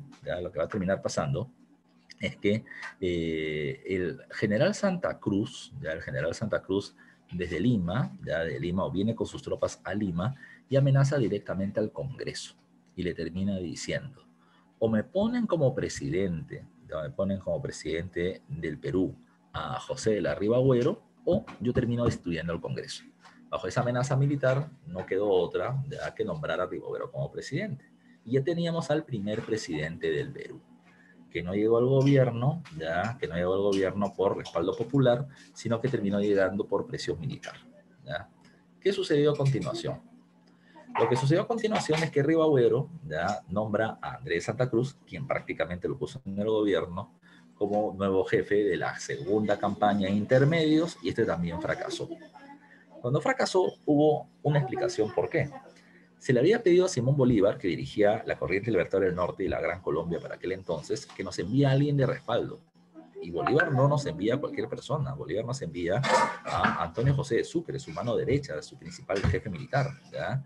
Lo envía, pero el problema es que Santa Cruz no quería. Santa Cruz quería pelear solo para poder ganar él solo la lucha de independencia y no tener que compartir con nadie la imagen de la victoria. Bueno, lo que terminó pasando a continuación es que Santa Cruz derrotado, Santa Cruz va a terminar siendo derrotado y acá aparecen varios problemas. Sucre, que había llegado a Lima, reniega. ¿Para qué me han hecho venir si yo estoy viniendo por las puras? El otro día terminó peleando y perdiendo. La independencia del Perú y de América está amenazada. Esto es un asco. Todo es un asco porque la cosa estaba peor todavía. Los españoles habían avanzado a Lima, ¿ya? Y los españoles habían tomado el Real Felipe. Y mucha gente que había apoyado la independencia, pues ahora está renegando de la misma y poniéndose del lado de los españoles, considerando que estos iban a volver a gobernar. Todo un caos. Cuando llega Sucre y reclama, le dijeron, ¿sabes qué? Sucre, no moleste, bro. O sea, la cosa está acá complicada y te vamos a escuchar tus reneos. Si no quieres ayudar, entra al Congreso y asesora al Congreso a ver qué se puede hacer. Y lo que va a terminar pasando es esto. Sucre en el Congreso encuentra un Congreso complicado. Hay un montón de congresistas que no están de acuerdo con el presidente Rivagüero, que había llegado por un golpe de Estado, ¿ya? Y precisamente Sucre se acerca a ellos y les dice, ustedes no quieren a Rivagüero como presidente, ¿no? Y la gente no sabía qué pensar, porque no sabían si Sucre estaba de acuerdo con ellos o no. Y dicen, no, ¿por qué piensas eso? No, si Rivagüero buen presidente, buen padre, ¿ya? Pero dicen, no, pero ese Rivagüero es un inepto, ¿ya? Entonces, si ustedes quieren sacarlo, yo estoy de acuerdo con ustedes, que él es el miserable. Entonces, un grupo de congresistas abrió los ojos y comenzó a organizar la vacancia del presidente Rivagüero. Pidieron que Rivagüero sea retirado del país. Pero mientras que ese grupo estaba proponiendo y organizando la vacancia, Sucre le dijo a Rivagüero, hoy por si acaso, yo no quiero ser soplón, ¿no? Pero ese grupo de congresistas ahí te quiere votar. Así que Rivagüero también comenzó a mover sus cartas y comenzó a jalar a congresistas que estén al lado suyo. Cuando pidieron la vacancia de Rivagüero dijo, no acepto, ¿ya? Pero no quiero estar con traidores acá y me voy. Y se fue a Trujillo con la mitad del Congreso, ¿ya? Así que ahora el Perú venía teniendo dos congresos, ¿ya? Dos congresos, uno en Lima, uno en Trujillo. En Trujillo el presidente Rivagüero y en Lima el Congreso reconocía como presidente al Marqués de Torre Tagle, ¿ya? Así de simple era la situación. Pues esto parecía Vizcarra, Merino, Sagasti, así más o menos estaba la situación de complicada, ¿ya? ¿Qué pasó a continuación? ¿Ya? ¿Qué pasó a continuación? Cuando hablamos de Torre Tagle, se produce el siguiente evento, ¿ya? Se produce el siguiente evento. A ver, te explico. Cuando Torre Tagle está en el gobierno con los españoles en Lima, se va a terminar planteando por parte de Sucre, ya que se había dividido el gobierno, que Bolívar era la alternativa para poder lograr la solución del país. Así que desde Lima se termina enviando una comisión llamada Sánchez Olmedo. Se me va el nombre. José Faustino Sánchez Carrión y José Joaquín Olmedo, ¿ya? Van a terminar organizando una misión para conversar con Bolívar en el norte, en la Gran Colombia. Y cuando va Sánchez Carrión, comienza a conversar con él y le plantea, ¿no?, la necesidad de consolidar la independencia americana y que Bolívar lo llene de flores para que Bolívar quiera entrar al Perú. Y después la conversación sí es un poco más cordial y terminaron llegando a un punto en concordia. Sánchez Carrión consideraba que el problema del Perú es que los limeños que estaban dirigiendo la independencia eran muy tibios, ¿ya? Que no estaban muy fuertes con la independencia y por eso no actuaban de la manera dura que debían actuar. Bolívar también consideraba lo mismo, ¿ya? Que los peruanos eran muy tibios en su accionar y por eso es que le faltaba huevos para terminar peleando por la independencia. Bueno, ¿qué pasó? Como los dos estaban llegando al mismo acuerdo, Bolívar le dice, mira, yo puedo entrar al Perú, pero hay un problema. En el Perú hay dos presidentes, hay dos congresos, están los militares españoles en Lima, otros están en el Cusco, la situación económica es complicada. Entonces, si yo quiero entrar ahí a terminar pidiendo apoyo, me van a demorar demasiado el proceso. Yo voy al Perú siempre y cuando a mí me nombren dictador, es lo que él termina pidiendo. Cuando hablamos de dictador, ya hay que tomar en cuenta el concepto como un concepto de la antigua Roma. Ya el dictador era un cargo excepcional. En caso de extrema crisis, el Senado, lo que nosotros podríamos llamar el Congreso, se autocensura, se cierra a sí mismo y le da todo el poder a una sola persona para que imponga, como sea, el orden de gobierno. Eso es lo que termina planteando Bolívar. Todo el poder para él. Bueno, Sánchez Carrión le escucha, está de acuerdo, Sánchez Carrión viene a Lima y le dice al Congreso, oigan cobardes, ya acá la única solución para la independencia es Bolívar. Así que lo ponen a él como dictador como él quiere, con esa independencia se va al diablo. Y los congresistas limeños no supieron qué decir y aceptaron cobardemente que Bolívar tenga todo el poder. ¿Qué pasó a continuación? ¿Ya? ¿Qué pasó a continuación? Bolívar, con el poder en sus manos, llega al Perú, pero encuentra de frente la posición de Rivadavia y Torretalde, porque con la presencia de Bolívar ellos dejaban del cargo. Más estos dos miserables quisieron ponerse del lado del mismo virrey La Serna, uniendo esfuerzos contra Bolívar, así que Bolívar los va a comenzar a perseguir, intercepta cartas de ambos, intentando reunirse con La Serna y unir esfuerzos. O sea, era mejor seguir con el virreinato antes que gobierne Bolívar, para ponerlo en simple. Un caos tremendo, ¿ya? Bolívar elimina a estos dos opositores, y Bolívar va a terminar llegando al Perú con el cargo de dictador. Bolívar, recuerden que venía con un gran cartel. ¿Ya? Bolívar había logrado la independencia de Colombia en la batalla de Boyacá, la independencia de Venezuela en la batalla de Carabobo y posteriormente la independencia de Ecuador en la batalla de Pichincha, con apoyo de San Martín. ¿Ya? Tomen en cuenta además ya que había formado un territorio llamado como la Gran Colombia y San Martín, ya es San Martín y Bolívar, disculpen ustedes, cuando llega por acá, viene, a diferencia de San Martín, ya no a negociar, Bolívar viene a pelear, por eso me han traído. ¿Ya? Así que Bolívar, ¿qué cosa es lo que dijo? Simple, yo necesito esto, yo necesito dinero. ¿Cómo voy a conseguir dinero? Se restablece el tributo indígena. Los indígenas protestaron. ¿Por qué? Si San Martín ya lo eliminó. Ah, normal, no hay problema. Entonces no va a haber tributo indígena, va a haber contribución indígena.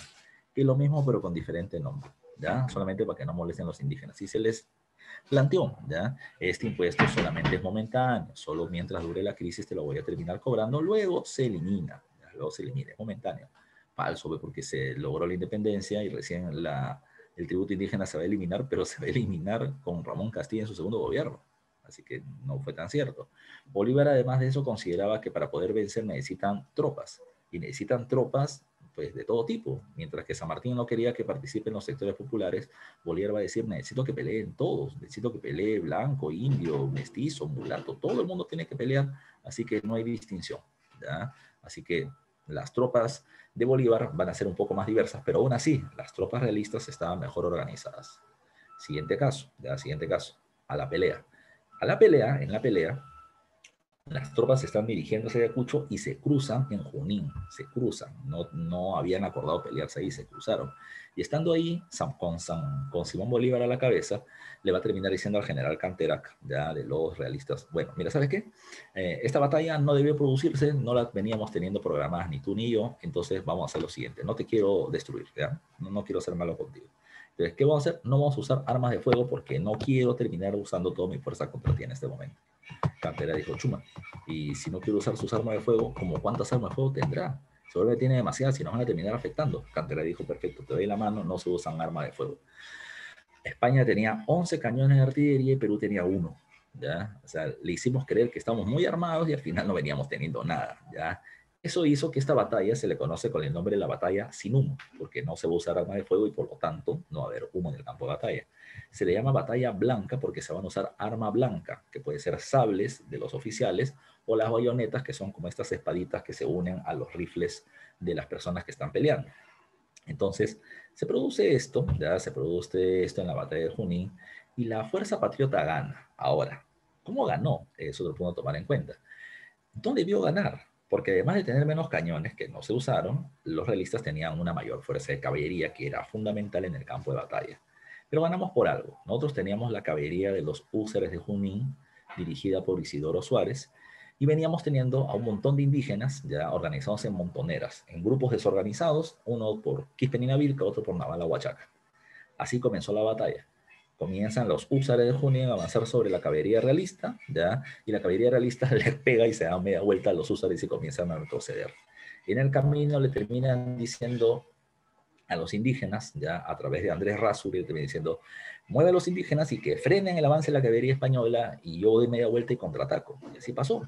Las montoneras fueron puestas al frente, delante de la caballería española, para evitar su avance. ¿Ya? Un montón de golpeados, chancados y muertos, pero se logró frenar el avance de la caballería y los usuarios de Junín contragolpearon, dieron media vuelta y los atacaron y los botaron del campo de batalla.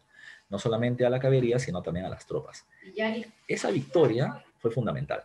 Fue fundamental, ¿ya? Fundamental. Porque tras ello, ¿ya? Pues tras ello se va a terminar cambiando el rumbo de la guerra. ¿Ya? El rumbo de la guerra. ¿Qué pasó? ¿Ya? ¿Qué pasó? Lo que va a terminar pasando a continuación es que habíamos ganado una victoria que es una victoria más anímica que militar. ¿Ya? Es una victoria más anímica que militar. Lo segundo a tomar en consideración, ¿ya? Lo segundo a tomar en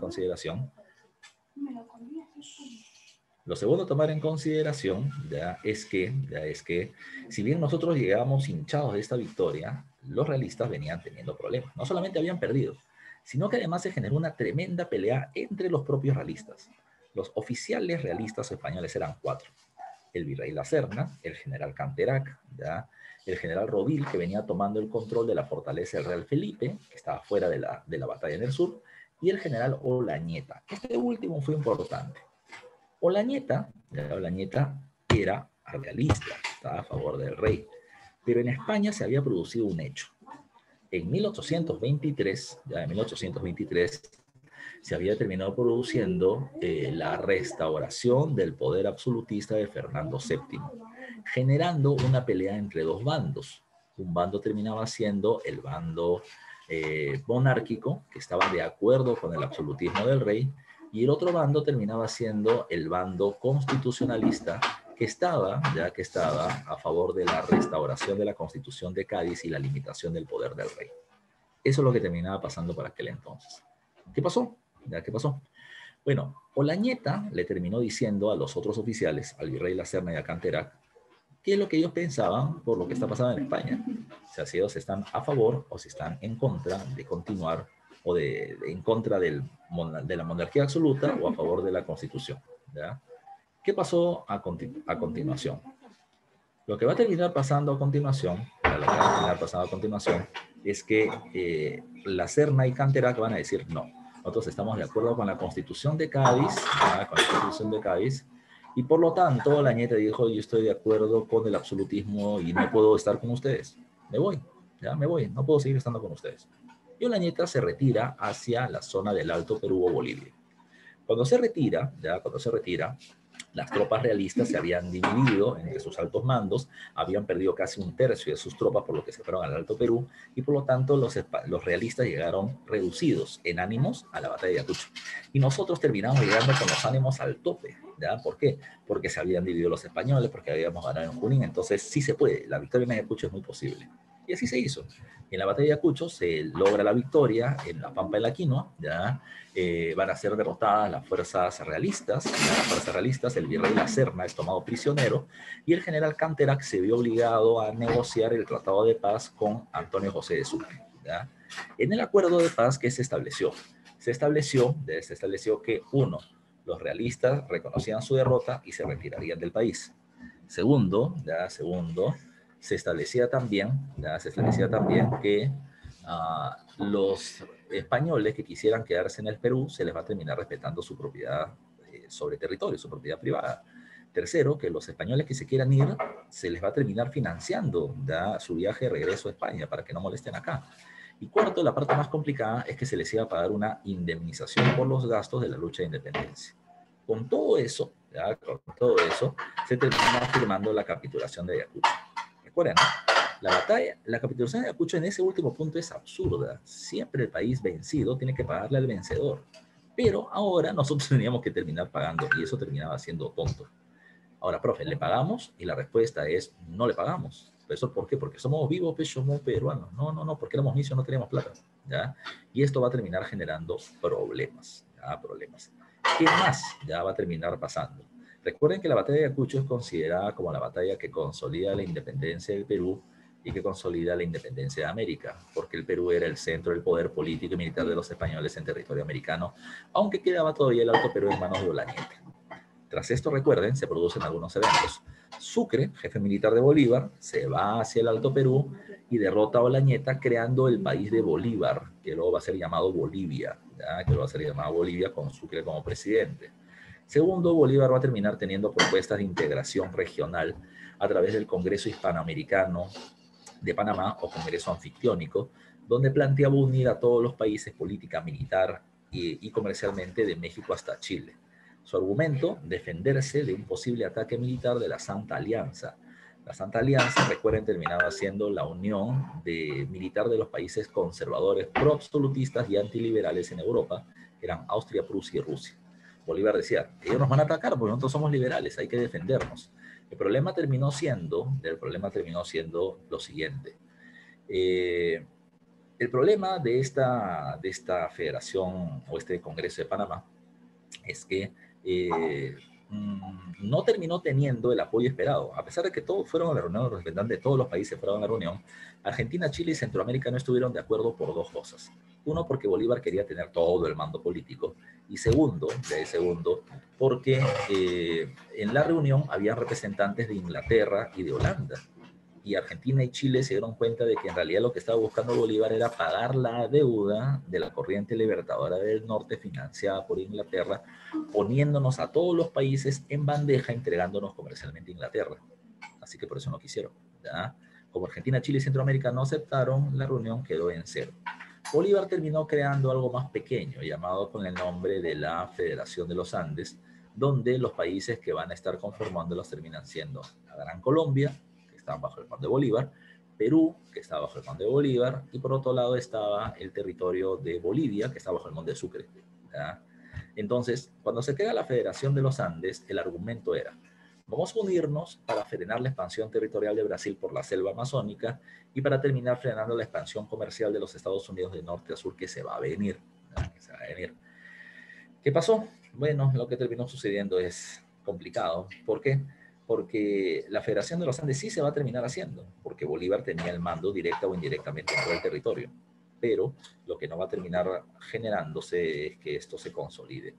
El problema es que Bolívar se nombraba presidente vitalicio y él terminaba nombrando al Congreso vitalicio, dispuesto a dedo por Simón Bolívar con gente leal a él, y este Congreso la Constitución vitalicia, que terminaba siendo un marco legal que apoyaba el poder de Simón Bolívar. Esto no gustó en los grupos de poder local. En Venezuela lo rechaza Santander, en Colombia lo rechaza Nariño, en el Perú la élite limeña, que no estaba de acuerdo con perder su poder y tampoco que el poder se desplace de Lima a Caracas.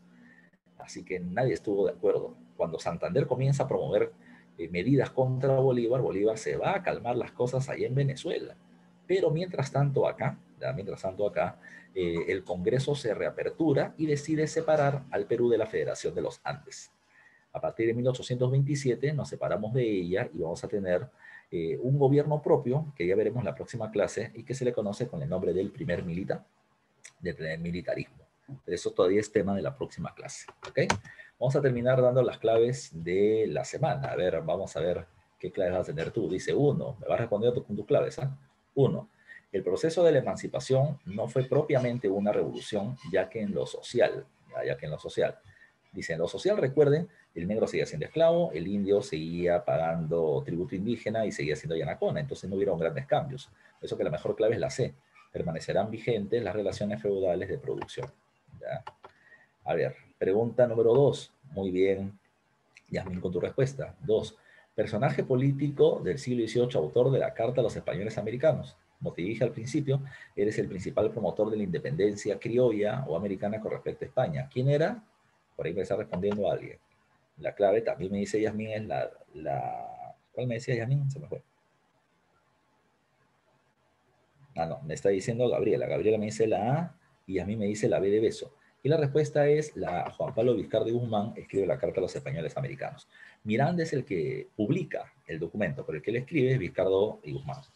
Dice, son precursores separatistas, esos son los que piden la independencia, no te olvides, ¿eh? Hipólito Unanue y José Baquijano y Carrillo son reformistas. Ellos quieren solamente cambios en el gobierno, pero no separarnos de España. En cambio, los que sí quieren la independencia son Juan Pablo Vizcarra y Guzmán y Francisco Miranda, el venezolano, ¿ya?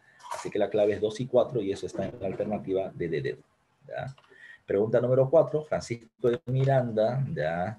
dice, apoya o da un gran aporte Francisco y Miranda a la causa de la independencia americana. ¿Cuál fue? Como te dije hace un rato, él publica la Carta a los Españoles Americanos y eso va a terminar siendo importante para la difusión de la idea de la independencia criolla. 4. Se le casa entonces. Pregunta 5. Para 1815, la única junta de gobierno que había logrado sobrevivir a la represión realista del virreinato del Perú fue la junta ¿de dónde? La respuesta termina siendo la de Buenos Aires, Argentina, que es la que va a promover la corriente libertadora del sur, no te olvides. Pregunta 6, vamos a la mitad. La independencia de Chile fue consolidada con la victoria de, y la respuesta es la batalla de Maipú. Es ahí donde se consolida la independencia chilena, clave A, por lo tanto, como están marcando ustedes. Pregunta 7, el desembarco de San Martín en el Perú se produjo ¿en dónde? ¿Ya? El desembarco de San Martín se va a terminar produciendo en Pisco, y donde forma su primer cuartel general, y luego se va a dirigir a Huaura, en la zona del norte. Entonces la clave termina siendo la C. Pisco primero, Huaura después, clave C. 8. Fracasada la conferencia de Miraflores, San Martín planeó acciones militares dirigiendo a la Sierra Central un regimiento a cargo de, ¿ya? Un regimiento a cargo de. Bueno, recuerden, a Sierra Central se le envía a Álvarez de Arenales, en la clave C. ¿Ya? Él va a la Sierra Central para evitar la llegada de tropas realistas desde el Cusco. Siguiente, pregunta 9. Desde el punto de vista político, la conferencia de Punchauca, San Martín planteó. ¿Qué planteó? La monarquía constitucional. Pero fue rechazada por los realistas que hablaban de la respeto a la Constitución de Cádiz. Y San Martín planteó que se nombrase una... ¿Qué pasó? Ya creo que se le fue el micro. Pregunta 10. San Martín planteó, ya, dice, que se nombrase una regencia compuesta por 3 individuos, cuyo presidente debía ser el general La Serna, con facultad de nombrar a uno de sus corregentes y que el otro le elegiría a San Martín. ¿Ya? Eso se hace en la conferencia de Punchauca. ¿Eh? En la conferencia de Punchauca. En la conferencia de Punchauca, San Martín le dice a La Serna, como dije hace un rato ya, tú vas a ser el gobernante momentáneo, y vas a tener 2 personas que te apoyen. Uno lo nombras tú, otro lo nombro yo. ¿Ya? Ahora, dice acá, ¿ya? Dice que esta regencia gobernaría independientemente el Perú hasta la llegada de un príncipe de la familia real de España. O sea, La Serna va a ser un gobernante momentáneo y que luego habrá un rey de procedencia española, ¿ya? Y que para pedir ese príncipe, el mismo San Martín se embarcaría seguidamente para la península, dejando las tropas de su mando a las órdenes de la regencia. La Serna pidió unos días para estudiar la propuesta con sus generales. Así quedó todo. Del texto anterior podemos inferir que a fin de materializar sus planes monárquicos, San Martín no dudaría en traicionar a los patriotas. No, no está hablando de traición. San Martín tiene la idea de la monarquía constitucional y está buscando la forma de que eso se pueda cumplir. Pero no está diciendo no a la independencia, porque quiere un rey en el Perú, pero no sometido a España. B. La Serna estaba dispuesto a aceptar la independencia siempre y cuando un Borbón accediese al trono. Recuerden que en esta reunión al final dice, la Serna pidió unos días para estudiar la propuesta. No aceptó. Estaba pensando si sí o si no. San Martín tenía poco tacto político y que esto, lejos de acercarlo a los realistas, agravó más el conflicto. No, porque no es que la Serna le dice que no, simplemente le termina diciendo, déjame pensar la situación. Dice, el Libertador tenía la predisposición a suspender la campaña libertadora, o sea, ya no más lucha, siempre y cuando se aceptara el programa político de su parte de terminar estableciendo una monarquía constitucional, pero no lo van a terminar aceptando, ¿ya? Entonces, en la pregunta número 10, la clave termina siendo la D de dedito, como me está planteando Yasmín por acá. Pregunta 11 en adelante. Faltan 5 preguntas. ¿Ya? Dice, pregunta número 11. Dice, peruanos, la campaña que debe completar vuestra libertad ha empezado bajo los auspicios más favorables. Es un discurso de Simón Bolívar. ¿Ya? Dice, el ejército del general Canteraga ha recibido en Junín un duro golpe mortal, habiendo perdido por consecuencia de este suceso un tercio de sus fuerzas y de toda su moral por la batalla en Junín. ¿Ya? Los españoles huyen despavoridos, abandonados las más fértiles provincias, mientras el general Olañeta ocupa el Alto Perú con un ejército verdaderamente patriota y protector de la libertad. Esa es la parte importante, porque Olañeta no se había pasado al bando patriota, sino que Bolívar da el discurso para dar a entender a las fuerzas patriotas sobre la independencia que vamos bien, no solamente hemos ganado, sino que hemos hecho que los españoles se dividan y un grupo de españoles hasta de nuestro lado se está poniendo. Es para que la gente diga, sí se puede, vamos a ganar. Ese es el objetivo. Dice, a partir del texto anterior, señala el enunciado correcto. Olañeta se había pasado al bando definitivamente patriota. No. Simón Bolívar ve en defección, ¿ya?, de este general realista una oportunidad, ya que estos se han debilitado al dividirse. Claro, por lo hecho por Olañeta se han dividido los realistas y es el momento de atacar, ¿ya? C, la B está bien. Los patriotas confiarán en Olañeta, pero este se negará a brindarles apoyo. No. La estrecha comunicación entre los patriotas y el general Olañeta, no hay comunicación con él. Simplemente su retirada va a terminar siendo como parte de un discurso de que él estaba de nuestro lado, pero no era así. Dice, el primer Congreso Constituyente del Perú fue presidido por... ¿Quién fue el primer presidente? Es un sacerdote, ¿ya? A ver, identifiquen su nombre. Dime la clave de esta pregunta número 12. ¿Quién fue el primer presidente del Congreso Constituyente del Perú? Ahí están respondiendo. Hay una respuesta, ¿ya? ¿Cuál es la clave? La clave es la A. Javier, Francisco Javier de Luna Pizarro va a ser el primer presidente del Congreso. 3 más. Dice, con la primera campaña a puertos intermedios, los líderes del primer Congreso Constituyente buscaron. ¿Qué buscaron? ¿Ya? ¿Qué buscaron? Recuerden que la campaña a puertos intermedios buscaba derrotar y vencer a los realistas, pero terminaron siendo derrotados en Moquegua, ¿ya? Entonces, en la 13, la clave termina siendo la D de dedo. ¿Ya? Pregunta 14, ¿se considera como el primer presidente del Perú A? Y la respuesta es José Larriba Agüero, como ya lo habíamos visto hace un rato. 14, clave B de beso. Y finalmente, en la pregunta número 15, ¿ya? En la pregunta número 15 tenemos a quién. Dice acá, dice acá. A ver, un punto de acuerdo de la capitulación de Ayacucho.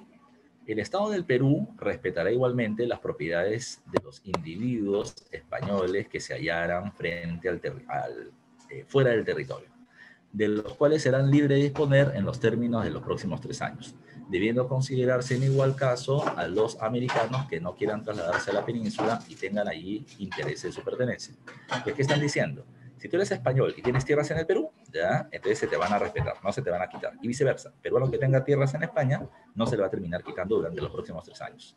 Dice, concedido como el artículo anterior, si la conducta de estos individuos no fuese en ningún modo hostil a la causa de la libertad y la independencia de América, pues en caso contrario el gobierno del Perú obrará libre y discrecionalmente. ¿Eso qué significa?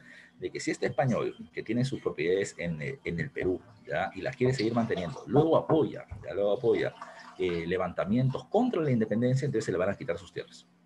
Eso es lo que observamos. Dice, de este párrafo que podemos observar, como todo está hablando de un mismo tema, que es el tema de la propiedad privada, entonces la cuestión es la defensa de la propiedad por parte del gobierno. Dice, la clave es la B. Se dio una notable importancia a la propiedad privada, salvaguardándola, tanto a la propiedad del español en el Perú como del Perú en España, ¿ya? Así que la clave termina siendo la B de Besito, ¿ya? No te olvides tú. Bueno, muchachos, esas son las claves de esta semana. La siguiente semana vamos a hablar de la prosperidad, del primer militarismo, lo que implica la prosperidad falaz y la época del caudillismo militar. Así que vengan repasando esos temas también. Un fuerte abrazo, sigan cuidándose, sigan estudiando, ¿ya? Y nos vemos la próxima semana.